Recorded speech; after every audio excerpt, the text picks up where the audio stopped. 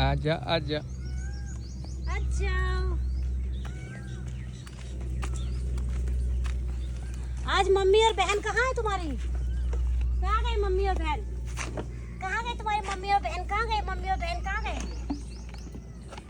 आज फ्रेंड्स ये दोनों ही बच्चे दिख रहे हैं। पिछली 2 बार से इसकी मम्मी नजर नहीं आ रही है, खाना हम छोड़ जाते थे, और आज इसका भाई नजर नहीं आ रहा। लो लो लो, ये लो ये लो ये लो ये लो। नहीं, उधर खा। तेरी आदत बहुत गंदी है।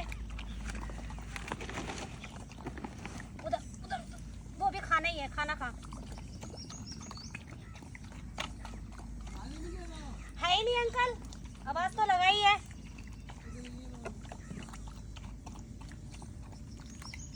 खाना दिया था तो उस डोंगे में मैंने इसके लिए भी खाना डाला है, ये खाना खा रहा है।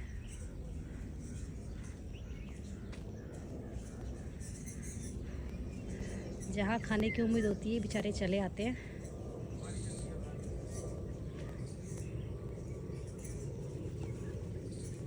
अब दूसरा आया है, वो खा के